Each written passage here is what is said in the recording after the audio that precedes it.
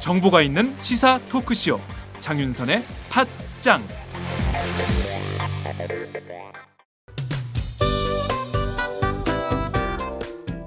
안녕하세요. 장윤선의 팟짱 애청자 여러분, 저는 김병기입니다. 전에는 편집국장이었는데요. 지금은 10만인 클럽 회원이자 본부장 맡고 있습니다. 그런데 10만인 클럽이 뭐지? 이렇게 궁금해하시는 분들 많으실 겁니다. 오마이뉴스에 자발적으로 구독료를 내는 시민들의 모임입니다. 지금 매월 후원해주시는 분이 몇 명이죠? 8,000명이요. 그럼 앞으로 몇 명을 모아야 합니까? 10만 명이요. 참, 갈 길이 멉니다. 그런데 조중동 구독자는 많게는 100만. 이래서 진보 언론 살아남을 수 있을까요? 10만인 클럽 후원으로 만들어지는 팟짱 응원하고 싶으시다고요?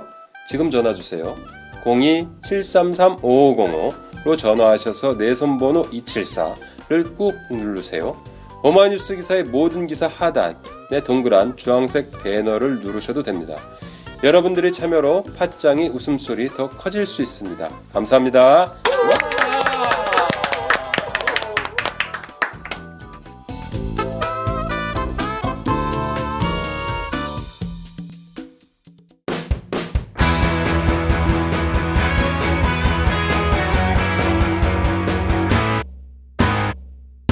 색깔 있는 인터뷰. 색깔 있는 인터뷰 시작하겠습니다. 여야 지도부는 지난 10일 이른바 2+2 회동을 통해서 공무원 연금 개혁과 자원외교 국정조사에 대한 빅딜을 성사시킨 바 있습니다. 그렇지만 그 이튿날부터 전날의 합의를 놓고 서로 다른 해석을 해서 이게 어떻게 되는 건가 다들 궁금해하고 있습니다. 특히 새누리당 친이계는 이명박 전 대통령의 소환에 대해서 불응하는 태도를 보여서 국민들로부터 이게 제대로 굴러갈 수 있는 것인지 벌써부터 의혹이 제기되고 있는 상황입니다. 오늘은 새정치민주연합 MB정부 해외자원개발 국부유출 진상조사위원회 간사를 맡고 계신 홍영표 의원을 모시고 자원외교 국정조사와 그 주요 쟁점들을 살펴보도록 하겠습니다. 의원님 어서 오세요. 네, 안녕하세요. 반갑습니다. 네. 홍영표입니다. 네. 자, 팟짱의 첫 번째 출연이세요. 처음이에요. 네, 저희가 이제 한 석 달 네, 무렵으로 네. 진입을 하고 있는데 힘들게 하고 있어요. 네. 자, 우선 제가 팟짱 인기가 계속 이렇게 높아지고 있다고 듣고 있는데. 그래요? 네. 인기만큼 잘 나가는 방송이 되려면 적극적으로 출연하셔서 알겠습니다. 좋은 말씀을 불러주셔서 고맙습니다. 네, 해주셔야 네. 됩니다. 자, 우선 얘기를 좀 해보도록 하죠. 2+2 회동을 하셨어요. 그래서 공무원 연금 개혁 그리고 자원외교 국정조사 이렇게 주고받기를 하신 바 있으신데요. 이 합의에 대해서 지금 벌써부터 서로 다른 얘기가 나오고 있습니다. 자, 우선 총론에서 어떤 차이가 있는 겁니까? 아니, 저는 우선 빅딜이라고 표현하는 것 자체가 옳지 않다고 생각합니다. 네. 언론이 지어낸. 네. 지도부가 합의를 했기 때문에 네. 정말 어떤 빅딜이 있었는지는 모르겠지만 자원외교에 대한 국정조사는 반드시 해야 되는 것이죠. 네. 그러니까 그간에 드러난 여러 가지 객관적 사실만으로도 지금 엄청난 어떤 문제점과 의혹이 있지 않습니까? 네. 이것을 그냥 두고 갈 수는 없는 것이죠. 그래서 국정조사를 할 수밖에 없다. 네. 이렇게 저희가 주장했고 그게 받아들여진 거라고 생각을 합니다. 네. 그리고 이 지금 자원 외교 문제는 해외 자원 개발은 지금 하루 이틀 사이에 끝날 문제가 아닙니다. 만약에 이번에 그 박근혜 정부와 새누리당에서 이걸 덮고 가더라도 네. 결국은 이 부실의 문제는 계속 반복적으로 나올 수밖에 없습니다. 한 41조가 지금까지 들어갔고 네. 앞으로도 31조가 더 들어가야 되는데 아이고. 그 과정에서 예를 들면 지금 광물자원공사 같은 경우에는 자본금 2조가 자본 잠식 상태로 들어갔거든요. 그래서 지난번에 자본금을 2조에서 3조로 늘려달라는 법안을 이번 정기국회에 내놓고 네. 그걸 통과시켜달라 그래서 저희가 거부했습니다. 그 이유는 그 지금 그 이렇게 부실의 원인이나 과정 이런 것이 밝혀지지도 않았고 네. 그런데 무작정 국민의 혈세를 다시 1조 더 넣어야 되겠다. 이건 말이 안 되거든요. 네. 광물자원공사가 원래 자본금이 한 5천억이었어요. 네네. 그리고 굉장히 건실한 회사였습니다. 그런데 갑자기 어느 날 갑자기 자본금 2조로 늘려놓고 네. 그 세금을 그만큼 집어넣은 거죠. 그렇죠. 그러다 이게 다 사업들이 실패하면서 네. 부실화했지 않습니까? 네. 그러니까 민간 기업 같으면은 네. 이 기업은 차라리 청산해서 파산시키는 게 낫습니다. 네. 그렇게 해서 다 정리를 하고 네. 1조를 가지고 회사 새로 만들죠. 민간 기업 같으면. 그렇죠. 이 지금 공기업이라 다시 법안을 제출해서 네. 1조를 늘려달라 자본금을 이렇게 하는데 우리 야당으로서 동의할 수가 없죠. 그러니까 이게 왜 이렇게 됐는지 네. 앞으로 그러면 어떻게 해야 이 문제를 해결할 것인지 이런 것에 대한 논의도 없이 네. 그냥 자판기 누르듯이 국민의 세금 뭐 1조를 더 달라 이거는 말이 안 된다고 생각합니다. 그래서 제가 사례를 말씀을 드렸는데 네. 이 문제는 그냥 그렇게 덮어질 수가 없는 사안입니다. 네. 그러니까 공무원 연금 개혁과 연동돼서 합의 처리는 됐지만 공무원 연금 개혁은 공무원 연금 개혁이고 이 자원외교 그렇죠. 국정조사는 또 자원외교 국정조사다 전혀 다른 별개의 네. 사안인 것이다. 아주 빅딜은 아니다. 네, 저는 빅딜은 이렇게 아니다. 생각합니다. 언론이 그렇게 부를 뿐이다. 네. 라고 정리하고 넘어가는 것으로 네. 하겠습니다. 자, 그런데 우선 저희는 자원외교가 MB 정부, 이명박 정부의 최대 치적이었기 때문에 당연히 이것은 MB 정부에 대해서 조사가 집중되는 모양이다라고 생각을 하고 있었는데 새누리당 이완구 원내대표가 최근 기자들하고 만나서 아니다. 자원외교 국정조사 이명박 정부만 하는 거 아니고 김대중 노무현 정부 때의 자원외교 그것까지 다 포괄해서 국정조사 할 거다라고 사안을 넓혔습니다. 이게 어떻게 되는 겁니까? 이제 이렇게 문제가 생기면 네. 새누리당이 항상 그 하는 수법입니다. 예. 수법. 이제 과거의 정권과 이렇게 물타기를 해서 네. 그걸 이제 모면하려고 하는 겁니다. 과거에 뭐 여러 가지 사안들이 그렇습니다. 네. 그런데 이 문제는 저는 뭐 필요하다면 그걸 저희가 거부할 이유가 전혀 없습니다. 노무현 정부, 뭐 김대중 정부 네. 때 자원 개발에 대해서 저희가 얼마든지 필요하다면 저는 그걸 뭐 논의할 수 있다고 봅니다. 그거는 뭐 구체적인 어떤 그 공기업들의 재무 제표라든가 이런 실적 가지고 이야기하면 되는 거니까요. 네. 그거는 뭐 저는 어려운 일은 아니라고 보는데 정말 우리 새누리당에서는 그런 그 얄팍한 그런 발상을 가지고 이렇게 국민적인 분노, 의혹과 분노가 있는 이 해외 자원 개발 문제에 대해서 이런 식으로 물타기 하려고 해서는 안 됩니다. 사실 그래서 국정조사도 제가 하기로는 했지만 걱정되는 게 많이 있습니다. 저희가 이 자원 개발 문제를 시작한 것은 제가 개인적으로는 이제 환경노동위원회에 있다 이번에 산업위로 옮겼지 않습니까? 그렇죠. 예. 그래서 이 어떤 공기업 사장 한 분이 오셔서 저한테 이제 이야기를 하다가 저희들이 6천억을 뭐 까먹었습니다. 그래서 저는 귀가 번쩍 뛰었어요. 아니, 6천 그래서 원도 아니고 6천억을 6천억입니다. 그래서 제가 아니 그러면 괜찮습니까 하고 다시 되물었어요. 그랬더니 괜찮습니다. 저희들은 뭐 1조도 더 금방 봅니다. 이런 식으로 답변을 하더라고요. 그래서 저한테 한 30분 그분 혼났죠. 예. 당신이 단돈 1억이나 10억도 당신 힘으로 벌어본 적이 있느냐. 이 6천억이라는 어마어마한 돈을 그렇게 까먹고 나서 아무렇지도 않게 이야기하는 게 말이 되느냐. 제가 이런 식으로 한번 한 적이 있는데 제가 그때부터 이 자원외교 또 그 해외 자원개발 이 문제 심각하구나 해서 이제 제가 시작을 했고 물론 이제 다른 우리 산업위 내에서도 그간의 문제 제기가 있었죠. 단편적으로. 그래서 제가 이번에 산업위 국감을 하면서 우리 의원님들하고 같이 논의한 게 이 해외 자원 개발을 우리가 중점적으로 해보자 네. 해서 우리들이 전부 다 이걸 조사하고 네. 연구하면서 이 문제가 이제 그 좀 거대한 실체가 조금씩 드러난 거죠. 근데 그 과정에서 네. 자료를 정부가 제대로 주지 않아 가지고 저희들이 엄청나게 어려웠습니다. 그러니까요. 사실 저희들 국회의원들이 이 보좌관이나 비서진 몇 명을 데리고 네. 어떤 문제를 심층적으로 파악하는 데는 한계가 있거든요. 그렇죠. 그런데 자료를 안 주면 예를 들면 우리가 어떤 해외 자원 개발할 때 초기에 그 어떤 가치를 평가합니다. 네. NPV라는 네네. 그런 게 있어요. 현재 가치라는. 네.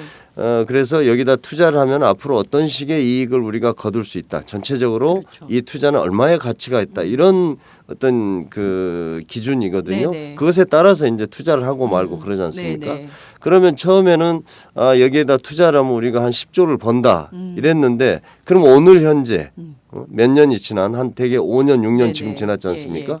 이 시점에서 현재 가치가 얼마냐? 네. 이건 일반 기업 같으면요 네. 매년 그걸 평가합니다. 자기들이 자산이기 때문에 그렇죠. 자산이 어떤 거는 처음보다 더 좋은 그 평가를 받기도 하고 더 네. 나쁘게 받기도 하기 때문에 네. 하는데 예를 들어서 그것을 우리가 달라. 근데 지금도 안 줘요. 자료를요? 네, 예. 그러니까 처음에 아주 장밋빛 그 어떤 그 환상만. 투자 어떤 그 전망 이런 것만 있고 지금 현재 엉망진창이 된 이런 어떤 그 현재 자산 가치 이런 네. 것들에 대해서는 안 주고 있죠. 저는 가지고 자기들 책상 속에 이미 넣어놓고 있다고 봅니다. 네. 그러니까 이것을 우리가 그 어떤 전문성이 없는 상태에서 이걸 다 조사를 해야 되는데 네. 그런 한계가 있는 것이죠. 그렇죠. 그래서 아니 정부가 이렇게 자료를 막무가내로 안 내놓는 것에 대해서 법 개정도 좀 필요한 거 아닌가 싶습니다. 맞습니다. 매번 네. 의원님들이 하시는 말씀이 네. 정부가 자료를 내놓지 않으니까 도대체 확인을 할 수가 없고 국민들의 알 권리가 전혀 충족이 안 되는 거 아닙니까? 이것부터 좀 바꿔야 네. 될 것 같아요. 그러니까 저희가 이렇게 몇 가지 중요한 사실을 밝혀낸 것들이 네. 아마 그 제 방에도 보면 엄청나게 이 서류 박스가 있습니다. 네. 주긴 줍니다. 그걸 우리가 퍼즐 맞추듯이 하나씩 다 해나가야 되는데 저는 그런 측면에서 참. 박근혜 정부와 새누리당이 책임이 크다고 봅니다. 이 문제를 이런 식으로 축소하고 은폐시키면 네. 결국은 우리가 여기서 어떤 교훈도 얻을 수 없고 앞으로도 이런 일이 반복될 거 아닙니까? 네. 그런데 저는 이것을 해외 자원 개발의 여러 가지 문제점이나 의혹이나 이것의 실체적 진실을 밝히는 것은 박근혜 대통령과 이 정부가 해야 되는 겁니다. 그렇죠. 그런데 무슨 이유인지 안 하고 있는 거죠. 네. 자, 그 무슨 이유인지에 대해서는 좀 잠시 후에 자세히 네. 좀 살펴보도록 하고요. 자, 우선 이번에 자원 외교와 관련된 그 주요 쟁점들을 좀 살펴봐야 될 것 같습니다. 우선 이 국정조사 최대 쟁점이 될 걸로 보이는 것은 이명박 정부 5년 동안 도대체 무슨 일이 있었는지 이것을 네. 파악하는 게 아닌가 싶은데요. 자, 우선 30조에서 50조에 이르는 천문학적 수치가 거론되는 액수입니다. 자, 우선 어떤 것들을 좀 중요하게 이번 국정조사에서 다뤄야 하는지 그 주요 쟁점들을 좀 소개해 주세요. 그러니까 우선 정부가 이건 정확한 그 해외 자원 개발의 실태에 대한 여러 가지 통계 자료나 이런 것들을 주지 않았기 때문에 네. 저희들이 지금 약 41조 정도가 투입됐다. 아, 이명박 네, 정부 5년 이명박 정부 5년 동안 네. 이렇게 저희가 주장하고 있는데 네. 이것은 저희들이 만들어낸 숫자가 아니고 네. 정부가 저희들한테 제출한 자료 속에 있었던 겁니다. 아. 371억 달러. 네. 그걸 저희가 달러 대비해서 한 1,100원으로 환율을 계산하다 보니까 그렇게 나왔거든요. 네. 근데 이것에 대해서 지금 여러 가지 또 그 41조가 아니다. 뭐 그만큼 안 된다는 이야기도 있고요. 네. 솔직히 이건 완전히 저희가 파이널로 확정지어서 지금 이야기를 하기는 어려운 상황입니다. 네. 그러나 분명한 것은 네. 정부에서 저희들한테 제출한 자료로 371억 달러입니다. 네. 그리고 또 최근에 이제 제가 그 언론에다가 발표를 했습니다마는 이것과 계속 이어서 네. 투자를 해야 될 것들이 31조입니다.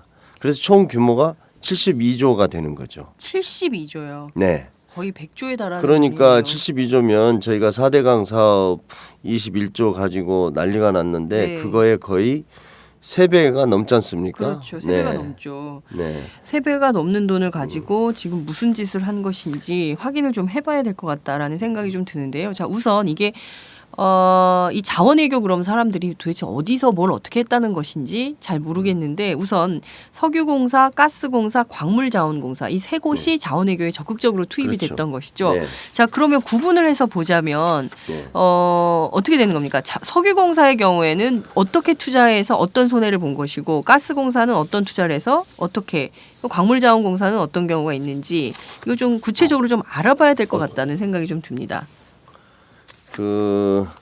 우선은요. 네. 이 이제 자원 3사의 네. 지금 재무 상태 네. 이걸 보는 게 제일 좋습니다. 그러니까 이제 자원 3사의 총 부채가 네. 56조입니다. 56조. 부채만 그런데 56조예요. 네, 부채만. 근데 가스공사가 네. 지금 30조입니다. 2014년 현재. 예. 근데 이게 2007년도 참여정부 말에 7조였습니다. 7조였던 것이 30조로 한 4배도 넘게 이렇게 늘어난 거죠. 빚이 늘어난 거예요. 네, 예. 빚이 늘어난 거고 그러다 보니까 올해 이자로만 1조 1,000억 정도가 이자로 지불됩니다. 네. 이거 다 국민 세금인 거죠.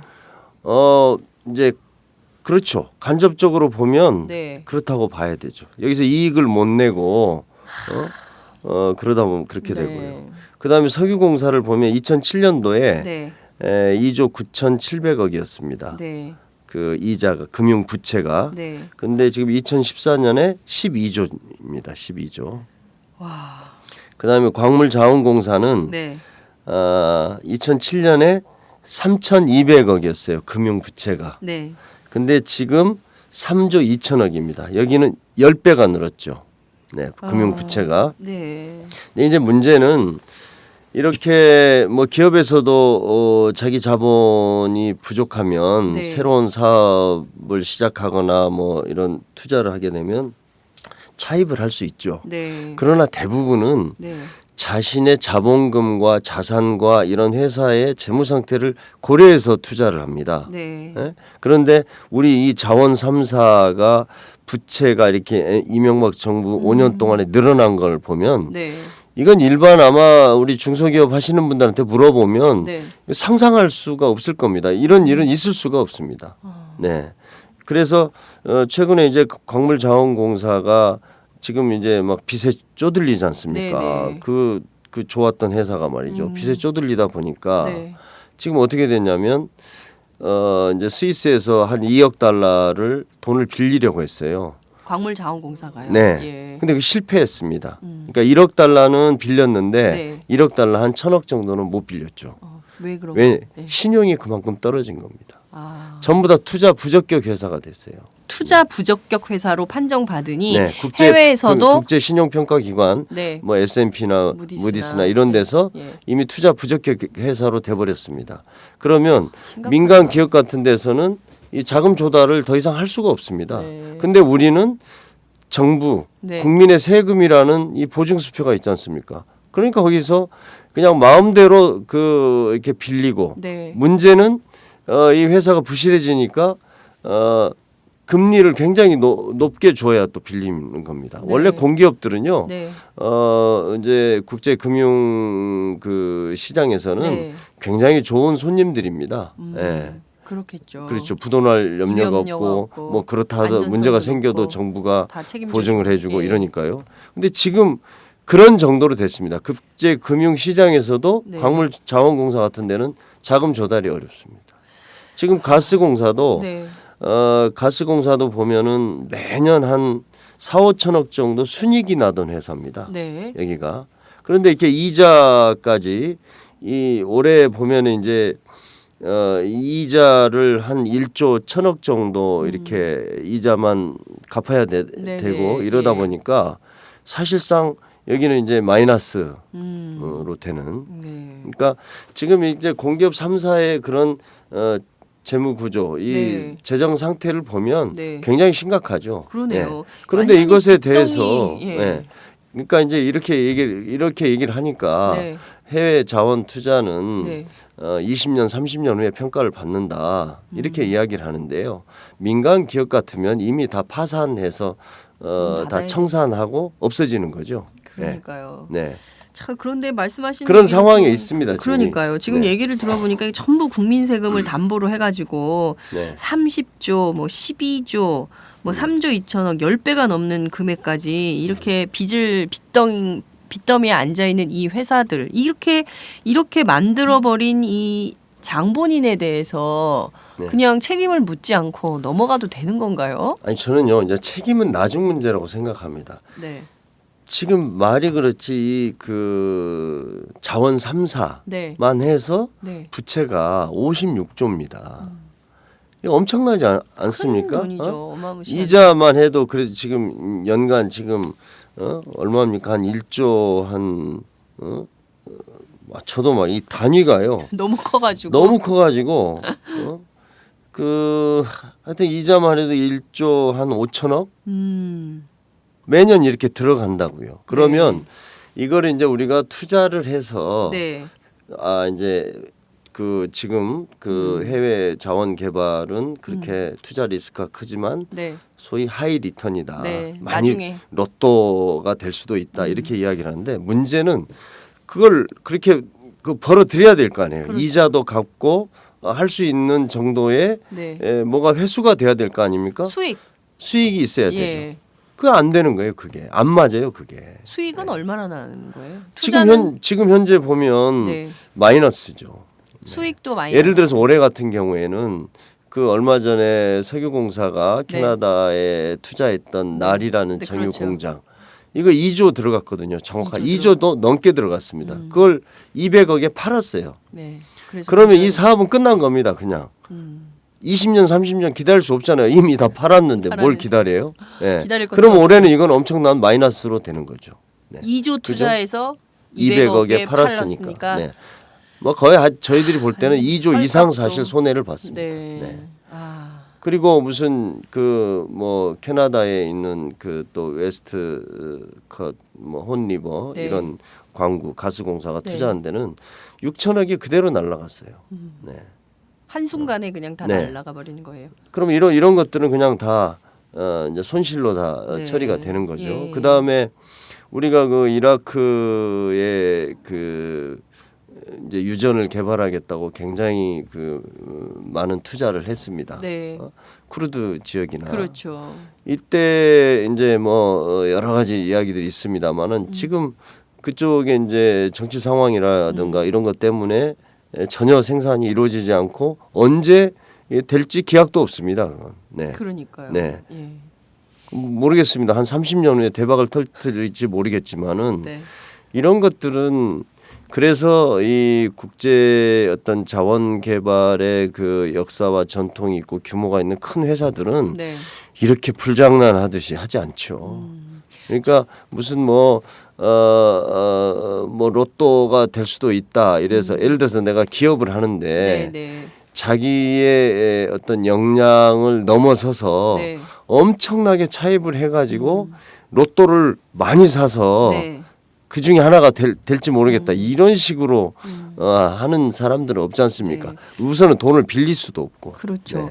그 사실 말씀해 주신 얘기를 들어보면 우선 투자를 해서 순이익은커녕 오히려 다 투자해서 회수도 제대로 못 하고 있고 그 회수율이 0.08에서 3.4%밖에 안 되니까 사실상 이렇게 해서 추가 투자까지 합치면 공기업 빚더미는 뭐 눈에 보듯 환한 뭐 이런 상황인데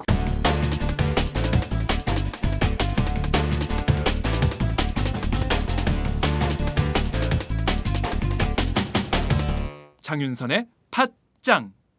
자, 그러면 도대체 이렇게 엉망진창이 되도록 만들어버린 소위 자원 외교, 네. 이 자원 외교와 관련해서 그냥 넘어갈 수는 없을 것 같거든요. 누군가는 책임을 지고 네. 이게 어떻게 된 건지, 도대체 왜 이런 식으로 한 것인지에 대한 사실 확인이 좀 필요할 것 같다라는 생각이 좀 드는데요.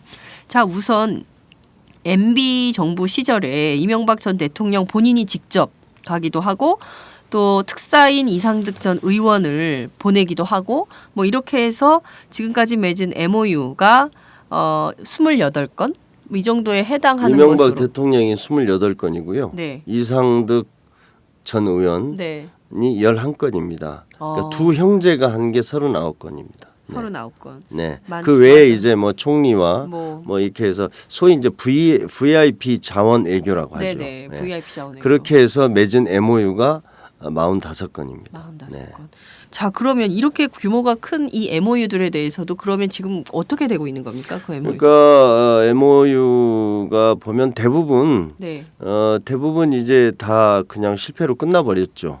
그리고 그렇게 VIP 자원 외교로 해서 45건인데 네. 그 중에서 현재 한 6건 정도가 진행되는 걸로 알고 있습니까? 45건 중에 6건. 6건만. 네. 나머지는 다 종결 처리돼서 끝났습니다. 근데 이제 거기에 현재까지 들어간 돈이 한 1조 5천억 정도 됩니다. 네. 모르겠습니다. 그러니까 MOU 대통령이 체결에만.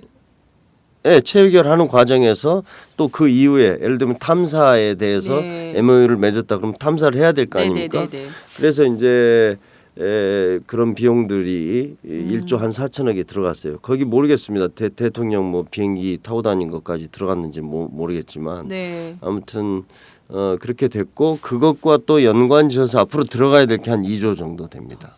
네. 그러니까 지금 그게 이제 출장비로 그렇게 썼다는 거죠. 아니요, 아니요. 다니면서 쓴 돈. 아니 그러니까 MOU를 네. 어디 그 유전 뭐 광구를 탐사 여기 네, 뭐 네. 있는지 없는지 확인을. 여기에 뭐 저기 뭐야 원유가 있을 수가 있으니까 네. 여기를 탐사해 보자 네. 이런 거죠, 되게.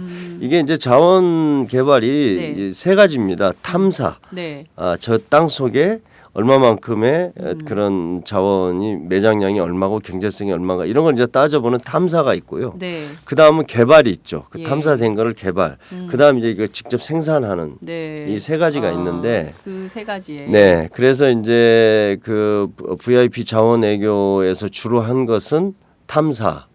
이렇게 생각하시면 됩니다. 네. 그게 이제 그래 됐고. 네. 그래서 사실 노무현 참여정부 때까지는 거의 99% 이상이 거의 다 탐사 그 투자였습니다. 네. 그 이야기는 뭐냐면 이게 그래서 단위가 적은 겁니다. 그거는. 네. 이게 탐사를 하는 것은 몇백억 단위로 네. 되게 하죠. 어디 네. 광고에 대한 탐사권을 가지고. 네. 이제 거기서 만약에 이 안에 무슨 뭐 1억 배럴의 뭐 원유가 있다. 예. 그러면 이제 그때 그게 확인된 상태에서 개발을 하고 생산까지 하는 거죠. 네. 그래서 그거는 돈이 들어가는 게 차원이 다릅니다. 이제. 아. 네. 근데 이명박 정부는 네. 가장 문제가 뭐냐면 탐사가 아니고 네. 이미 탐사가 끝난 여기에 얼마만큼의 매장량이 있고 여기는 경제성이 얼마다라고 이제 확인이 된 네. 거기에 투자한 겁니다. 네. 그러니까 더 웃기는 거죠. 이거는 네. 탐사는 리스크가 크죠. 네. 뭐 거기에 있다고 생각을 했는데 없을 수도 있고 네. 아니면은 생각했던 것만큼의 그런 매장량이 없어서 경제성이 안 돼 가지고 개발을 못 할 수도 있고. 네. 그래서 대개 그거는 한 그 5%에서 15% 정도가 네. 성공률이라고 합니다. 탐사는. 네. 그러나 개발 생산 이쪽은 아니 이미 우리가 탐사를 해서 네. 이 정도의 매장량과 경제성이 있다 해서 거기다가 이제 플랜트도 짓고 네. 막 뽑아내고 이런 이제 인프라도 하는 거 아닙니까? 네, 네. 거기에 투자를 한 것들을 다 실패를 한 거죠 이명박 정부에서는. 거기에 매장량이 얼마가 있다라는 것까지 확인이 됐는데 왜 다 실패를 했을까요? 그건 조금 의문이네요. 그러니까 다 그것을 다 알고 간 거 아닙니까? 얼마가 있는지. 그렇죠. 저희들이 그 부분이 가장 큰 의문입니다. 네. 다 있는지 뭐 거기에 어느 정도의 매장량이 있는지 확인이 되고 거기에 플랜트를 건설해서 뽑아 올리기만 하면 되는 뭐 이런 상황이었던 것 같은데 그렇다면 거기서 끌어올렸어야 되는데 네. 끌어올릴 게 없는데 만약에 거기다 플랜트를 짓고 이랬다. 그러면 사기를 당한 거 아닙니까? 아니 그거는 뭐 플랜트를 이제 지은 데도 있고 예를 들면 네. 멕시코의 볼레오 동강산이라든지 네. 지금 마다가스카르의 뭐 암바토비 니켈 광산이라든지 네. 이런 데는 이제 그것과 연결된 거고요. 네네. 제가 아까 처음에 말씀드렸던 캐나다의 그 날. 혼 리버나 웨스트컷 가스 공사가 투자한 이 뭐 그 가스 유전 네네. 여기는 그 가스 유전이 아주 굉장히 이렇게 많이 떨어져 있나 봐요. 네. 오지에 있나 봐요. 그래서 거기서 파이프를 예를 들면 미국까지 연결을 해야 그게 이제 의미가 있는데 네. 거기 그것만 샀어요. 음. 그 유전이 여기 가스 있다 해서 네네. 샀는데 캐나다 정부가 전혀 그걸 개발할 계획이 없어요. 없으면 그거는 그냥 말하자면 캐나다 뭐 이렇게 저그 머나먼 땅에다가 그냥 거기 우리 거다라고만 하고 있는 거죠. 그러니까 그 평가가 갑자기 6천억이 이제 소위 손상차손이라고 합니다. 네. 처음에는 그 처음에 가졌던 가치보다 그냥 6천억을 고스란히 날려버린 그런 케이스가 있는. 아니 그러면 그것도 그것도 확인하지 있고. 않고 그냥 했다는 건가요? 그러니까 이제 캐나다 그런 정부가 것들이 어떻게 문제다, 할 이거죠. 거다라는 것은 그런 것도 확인도 안 문제다, 하고 이거죠. 그냥 해버렸다는 네. 얘기인 거네요. 네, 그렇죠. 그것도 문제고. 네. 그다음 아까 말씀 2조 돈이 투입됐는데 200억에 판 네. 날 정유 공장 같은 경우에도 그게 다 그 메릴 린치라는 세계적인 투자 자문 회사의 자문을 받아서 산 거 아닙니까? 네. 이걸 살 경우에 이런 정도의 수익이 발생하고 이득이 생긴다 이렇게 해서 샀을 텐데 네. 결과적으로 뭐 바로 손해가 나기 시작해서 결국은 매각하지 않을 수밖에 없었는데 네. 그 과정에서 어떠한 의사결정 과정에 문제가 없었나 네. 법적인 문제 네. 예를 들어서요 그 다음에 예를 들어서 명백히 손실이 발생하는 것을 알면서도 네. 투자를 결정하는 것은 이거는 뭐 사기를 당했거나 네. 저희가 뭐 그냥 좋게 봐주면 아니면 의도적으로 뭔가 검은 거래를 통해서 네. 이 투자를 결정했거나 이럴 가능성이 있는 거죠. 네. 그래서 이제 그 날 공장 같은 경우에는 지난번 국정감사에서 드러난 게 네. 그 사장이 증언을 했지 않습니까? 강영원 전 석유공사 사장이. 네. 우선 하나는 석유공사 법에 네. 날 정유 공장을 갖지 못하도록 돼 있습니다. 탐사 개발만 하게 돼 있어요. 아 석유공사는 석유공사 법이 있어요. 아, 예, 네, 예. 그 법에 의해서 정유 공장은 못 갖게 돼 있습니다. 근데 어떻게 네. 그렇게 됩니까? 그래서 그것이 이 법적으로 문제가 있고 네. 두 번째 이거 날에 대해서 이거를 우리가 이게 사는 것이 맞나 하는 의문을 가지고 있었어요. 사장은. 그래서 그것을 네. 그 감독기관인 당시의 지식경제부의 네네. 최경환 장관한테 보고를 하고 네. 보고를 하죠. 네. 이렇게 이런데 어떻게 하오리까 네. 하는데 결국은 최경환 장관이 검토해서 추진해라. 뭐 말을 이렇게 좀 동의를 했다고 합니다. 네. 그 매입을 하는 것을. 네. 그 처음에는 최경환 위반인 장관이 거를 나는 뭐 장관이- 만난 적도 없다 그러다가 그분이 또 이야기하니까 만나긴 만났는데 나는 뭐 주말에 잠깐 만나서 이야기만 듣고 뭐 알아서 하라 했다고 이제 이런 것들이 밝혀져야 되는 거죠. 네. 아 이게 되면 국정조사 굉장히 재밌는 얘기들이 많이 나올 거, 국민들이 몰랐던 얘기들이 많이 나올 것 같다라는 생각이 좀 드는데요. 우선 그 좋은 말로 얘기해서 정부가 사기를 당했다라고 칠 수도 있겠지만 사기를 당해서는 안 되죠. 정부가 국가를 책임지고 있는 정부가 사기를 당해서도 안 되지만 만약에 검은 거래로 이렇게 했다고 한다면 그것이 밝혀진다면 이것은 굉장히 심각한 문제가 될 수 있겠다라는 생각이 좀 드는데요. 자, 우선 야당에서 파악한 바로는 이 검은 거래의 증거나 뭐 이런 것들이 좀 있습니까? 참 그 부분이 참 어렵고 네. 사실 국정조사를 통해서 밝혀내야 할 중요한 과제 중에 하나입니다. 그러나 사실 저희들이 수사권도 없고 그렇기 때문에 어디까지 저희들이 밝힐지는 모르겠습니다. 그러나 중요한 것은 네. 이 대규모 이런 투자를 할 때는 항상 외국의 투자 자문 회사 세계적인 투자 자문 회사의 자문을 받거든요. 네.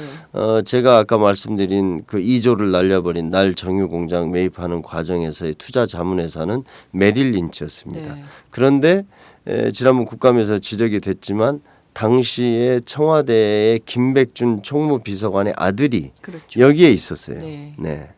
여기에 있었고 네. 그 다음에 이제 나중에 서울지사장까지 되지 않습니까? 네. 그리고 나를 포함한 그 하베스트 전체 그 투자 자문에 대해서 네. 당시에 석유공사가 290억 정도의 투자 자문료를 줍니다. 290억. 예. 뭐 이런 게 있는데 네. 이제 그런 것들도 좀 밝혀져야 되고, 그러니까 처음에 누가 이것을 그 사자고 해서 또 어떤 과정을 거쳐서 이걸 투자를 결정하고 네. 뭐 매입하거나 투자를 하게 됐는지 뭐 이런 것들이 이제 앞으로 좀 밝혀져야 할 거라고 생각을 합니다. 네. 그런데 참 어떤 거짓을 숨기려고 하는 사람이 아주 정교하게 이런 것들을 피해 나가도록 다 뭐 이렇게 조치를 취했다면 네. 참 이게 쉬운 일은 아니라고 봅니다. 그래서 사실은 이런 문제들은 박근혜 정부가 이미 이 검찰이나 뭐 이런 걸 통해서 밝혔어야 된다고 생각합니다. 네. 저는 박근혜 정부가 이 자원 외교에 대해서 확실하게 은폐 축소하려고 했다. 저는 이렇게 생각합니다. 네. 그 이유는 네. 2012년에 감사원의 감사 결과 보고가 있어요. 해외 자원 개발에 네, 대해서. 네. 근데 그때 보면은 이게 이제 문제가 있었다고 감사원은 판단을 했던 것 같습니다. 네, 예. 그런데 아주 형식적으로만 감사를 하고 문제가 있다 정도로 하고 끝내버렸어요. 네. 아주 핵심적인 어떤 문제들은 그 당시에 지적이 안 됐습니다. 그 만약에 그게 됐었다면 이런 정도까지 이 사태가 악화되지는 않았을 거라고 저는 생각을 네. 합니다.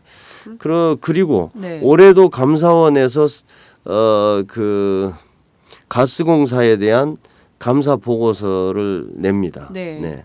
그걸 보면 지적할 것들이 그 지적 사항들을 보면은 네. 예를 들면 이사회에서 그 투자에 대해서 이거 문제가 있다 이런 지적한 것도 있고 했는데 네. 말하자면 그 당시에 그 회사 공기업 쪽에서 네네. 가스공사 쪽에서 문제가 없다 이러면서 예를 들어서 거기 보면 이제 내부 수익률이라는 게 있어요. 네네. 수익률이 예를 들면 10% 이상이면 투자를 할 수 있고 10% 미만이면 못 하고 이런 게 있는데 그걸 보면은 10%가 안 되는 것에 투자를 하게 됩니다.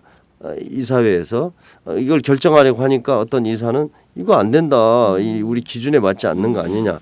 이러는데 이제 편법으로 그런 것들을 이렇게 내부 수익률을 만들어 가지고 네. 투자 결정해서 지금 문제가 되는 것도 있고 막 이렇거든요. 네. 그 다음에 또 투자 이익률이 처음에는 뭐 22%다 이랬는데 지금 와서는 뭐 3% 이렇게 떨어진 것도 있고요. 네. 그걸 보면 이런 것을 감사원에서 조사를 했어요. 네. 했는데 그 처분이 뭐냐면 그 해당되는 직원을 징계해라. 이걸로 끝났어요. 명백히 이것은 검찰에다 고발을 해서 실질적으로 어떤 배임이라든지 네. 이런 것으로 처벌을 했어야 되거든요. 네. 네. 근데 그렇게 적당히 그 은폐를 했습니다. 그래서 무마하고. 국정조사가 필요한 거죠. 네. 감사원에서도 자기들이 다 파악을 해놓고도 그냥 영두사미로 슬그머니 그냥 끝내버렸다고요. 네. 그래서 그 다음에 저희들이 듣기로는 석유공사에 대해서도 감사원에서 감사가 끝났는데 네. 지금 요즘에 이렇게 문제가 불거지니까 발표도 못 하고 있어요. 네. 자, 그러면 박근혜 대통령은 사실 전임 정부였던 이명박 정부의 자원외교에 문제가 있었다면 후임 정부로서 당연히 문제를 좀 적폐를 해소하고 네. 그렇게 좋아하시는 적폐를 해소하고 해야 되는데 이것을 왜 은폐 축소했을까요? 저는 뭐 이명박 정부의 도움으로 박근혜 정부가 탄생했기 때문에 아마 그 과정에서 내가 도움을 받았으니까 뭐 그런 거 아닌가 싶습니다. 네. 도움이라면 어떤 도움을 얘기를 하시는 건가요? 뭐 저도 잘 모르겠지만은 많은 국민들은 그 생각하는 게 많이 있지 않습니까? 네. 조금 더 구체적으로 설명을 좀 해주시면 좋겠어요. 잘 모를 수도 있고. 아니 그러니까 이명박 정부 당시에 네. 대선 과정에서 네. 국정원을 비롯한 정부의 모든 기관들이 이 동원이 돼서 네. 대선에 개입하고 국방부. 그것이 또 뭐 국정원, 국방부 뭐 다 동원이 돼서 사실상 지난 대선에서 3% 차이로 박근혜 대통령이 탄생한 거 아닙니까? 네. 그 부분에 대해서 박근혜 대통령이 신세를 저는 많이 졌다고 생각하고요. 또 그런 면에서 이명박 대통령은 뭐 큰 소리 칠 그런 근거가 있는 거죠. 네. 결초보은 자세인 건가요? 그렇죠. 네.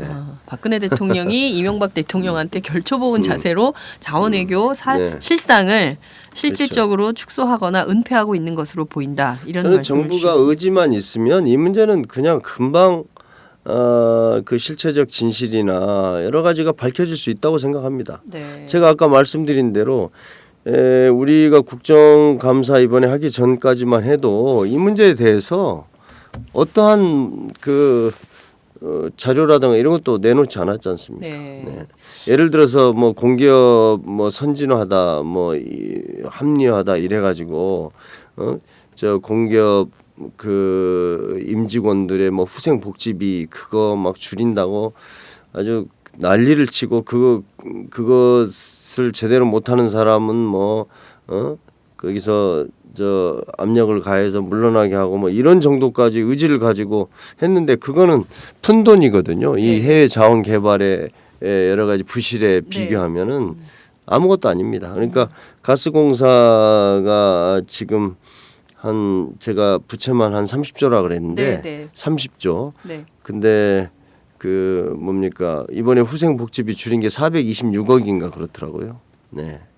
그러니까 이제 그거 한다고 426억 가지고는 뭐 아주 샅샅이 뭐 아주 다 찾아내 가지고 이거 줄여라 저거 줄여라 해놓고 네. 이런 문제에 대해서는 언급도 없지 않습니까? 그러니까요. 참 이게 참 이게 인식의 부조한지 이걸 어떻게 봐야 될지 모르겠는데 인식의 부조화가 아니고요. 네. 이거는 뭐 의도적인 어쩔 수 없겠죠. 이 진실을 밝히면 또 이명박 대통령 쪽에서도 뭐 또 어떤 소리가 나올지 모르니까 그런 거 아닌가 싶습니다. 네.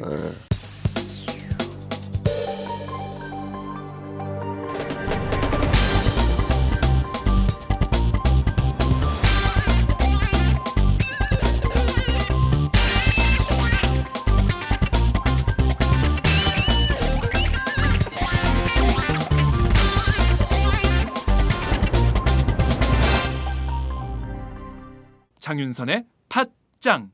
자, 새누리당 친이계가 결사적으로 맡고 있습니다. 여기에 네. 국정조사에 당연히 증인으로 출석을 해야 될 걸로 알려진 이명박 전 대통령 절대 안 된다.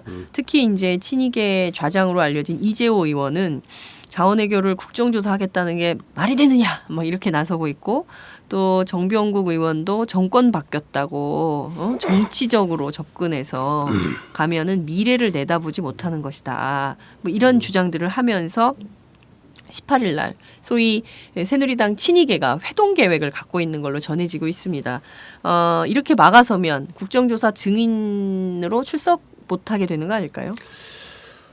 저희도 그 점이 참 걱정됩니다. 네. 과거에도 어렵게 국정조사에 합의를 하지만 국정조사 계획서를 여야 간에 이제 합의해서 네. 본회의에 제출하고 통과되어야 이제 국정조사가 정식으로 시작되지 않습니까? 네. 근데 벌써부터 뭐 이명박 대통령은 증인이 될 수 없다거나 뭐 과거의 어떤 정책 결정에 대해서 이렇게 하는 것은 맞지 않다 이런 식의 주장을 해서 네. 사실상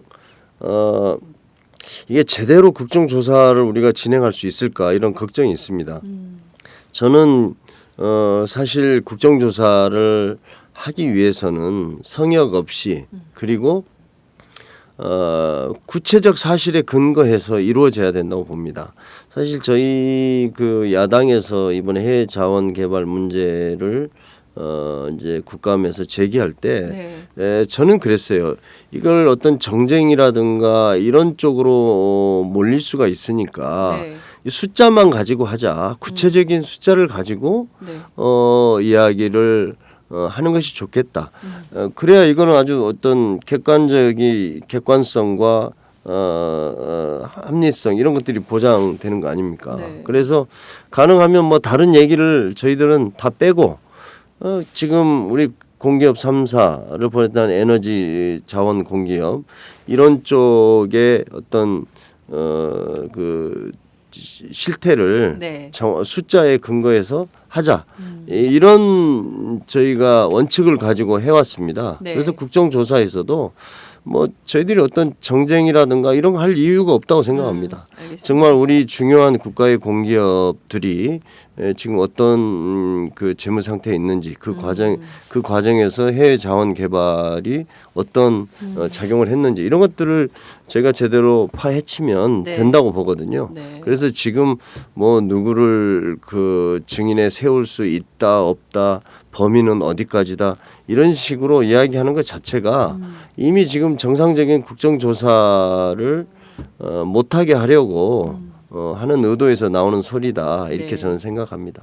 일각에서는 이번에 그토록 반대하던 그 국정조사를 새누리당이 이렇게 받게 된 것은 정윤회 파문이 하도 오래 가니까 이것을 좀 물타기 하려고 일단 받아들인 것이 아니냐. 그것도 공무원 연금 개혁안을 끼워서 새누리당이 이런 식으로 정치적으로 뭔가 좀 그 출구를 찾으려고 하는 것이 아니냐. 이런 분석도 나오던데요. 그 점은 좀 어떻게 보십니까?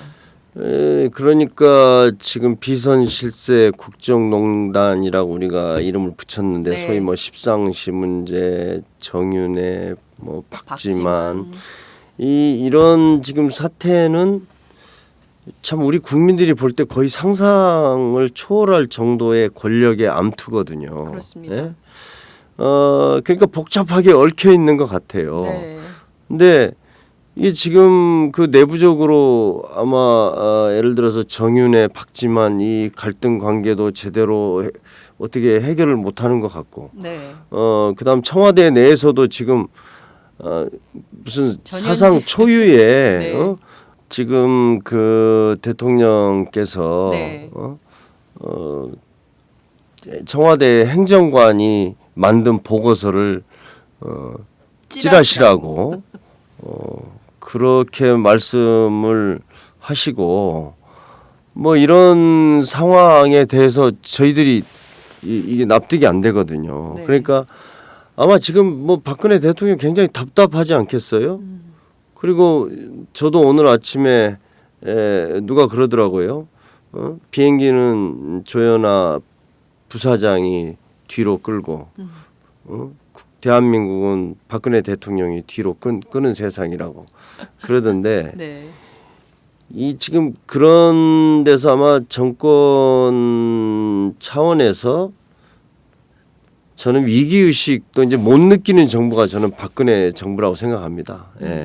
그냥 어떻게 이 상황을 좀 모면해야 되겠는데 하면서 지금 여러 가지 다른 사안들을 막 키워보려고 하는 거 아닌가.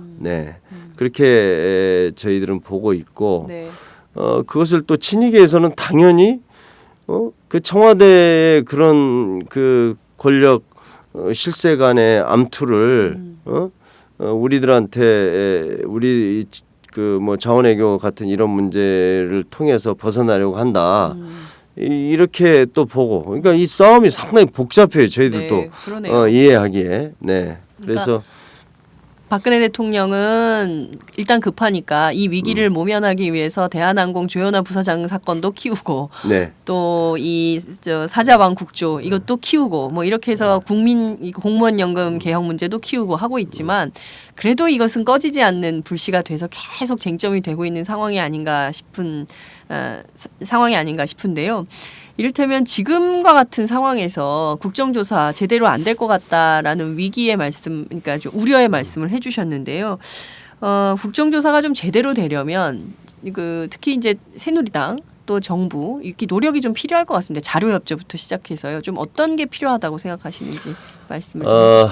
저희가 이제 국정조사를 하면 최대 목표와 최소 목표가 있을 겁니다. 네. 저는 이제 최소의 목표는 지금 해외 자원 개발로 공기업 3사를 비롯한 그 공기업들의 부채가 얼마나 심각하고 네. 이것이 사실 국가 부채의 국가의 어떤 재정의 건전성까지 연결이 되는 문제거든요. 네. 이것만 제대로 파헤치는 것도 저는 중요하다고 생각합니다. 네, 그것을 넘어서 최대의 목표는 정말 이렇게 국민의 혈세를 수십조를 그 주머니 돈처럼 낭비한 이 책임을 누가 져야 하고 거기에 대해서 분명하게 아무튼 책임을 묻는 것까지 나가야 하고요. 네. 그 다음에 이 과정에서 저희들은 있었다고 생각합니다만은 검은 거래에 어떤 정말 그 실체를 찾아서 네. 엄벌하고 여기까지 가야 사실은 우리가 이 국정조사를 하면서 어떤 국민들에게 다시는 이런 일이 반복되지 않도록 네. 하는 어떤 제도적 장치라든지 정책적 대안이라든지 이런 것까지를 마련할 수 있게 되겠죠. 네. 그런데 이제 저는 최소한의 목표라도 제대로 이번에 좀 밝혀내는 것이 중요하다. 그리고 거기서 어떤 교훈을 얻는 거죠. 예. 이렇게 공기업이라고 해서 이렇게 방만하게 거의 그 도박하듯이 국민의 혈세를 담보로 해서 하는 것은 안 된다. 이런 교훈이라도 명확하게 얻어서 다음에 진짜 공기업의 사장이든 CEO든 아니면 다음 정부든 이런 일이 더 이상 있어서는 안 되는 거죠. 네, 알겠습니다. 자, 그러면 이 국정조사 공무원 연금 개혁과 연관이 돼서 새누리당 계속 이제 그 2+2 회의를 통해서 이제 밀고 당기기 이른바 밀당을 할 걸로 보이는데요. 그렇다면 이 국정조사 언제부터 좀 본격적으로 시작될 수 있을까요? 아마 이제 지도부가 합의를 했으니까 네. 국정조사 계획서 아까 말씀드린 대로 이 조사의 범위, 네. 기간 또 어떤 증인 문제, 중요 증인 문제 네. 뭐 이런 것들에 대해서 논의를 곧 시작하게 됩니다. 네. 그래서 29일 날 이제 12월 29일 날 지금 임시국회 본회의가 예정돼 있지 않습니까? 네네. 거기서 이제 통과가 되면 그때부터 저희는 이제 정식으로 국정조사위원회가 이제 특별위원회가 만들어져서 네. 활동을 시작하고 그때 이제 저희들이 뭐 1월, 2월 이때는 아마 사전 준비를 굉장히 많이 해야 될 것 같습니다. 네. 그렇게 돼서 아마 현장도 필요한 곳은 가야 될 거고요. 네. 무엇보다도 지금 방대한 자료이기 때문에 그것들을 저희가 분석을 하고 이런 시간이 적어도 2-3달이 필요하다고 봅니다. 네. 그렇게 보면 이제 내년 한 4월이나 5월, 4월, 5월 그때 좀 이렇게 본격적으로 이루어지지 않을까. 그러니까 그 이전에도 뭐 필요한 저희들이 회의를 소집하거나 이렇게 해서 할 텐데요. 네. 네, 그럴 계획입니다. 알겠습니다. MB 정권에서 진행됐던 소위 MB 정권의 최대 치적 사업이었던 자원외교 그 실태가 낱낱이 백일화에 밝혀지려면 적어도 내년 봄은 돼야 되겠다라는 생각이 좀 들기도 합니다. 자, 오늘 말씀 너무 감사드리고요. 저희가 사실 오늘 여쭤보고 싶었던 게 너무 많았는데 오늘은 자원외교에 한정해서 여쭙고 다음번에는 또 다른 의제로 다시 또 모시도록 하겠습니다. 그나저나 이거 자원외교 계속 하셔야 되니까 팟짱에도 특종 단독 전혀. 네, 꼭 주셔야 돼요. 알겠습니다. 네, 고맙습니다. 네, 네, 감사합니다. 마치도록 네. 하겠습니다. 감사합니다. 네.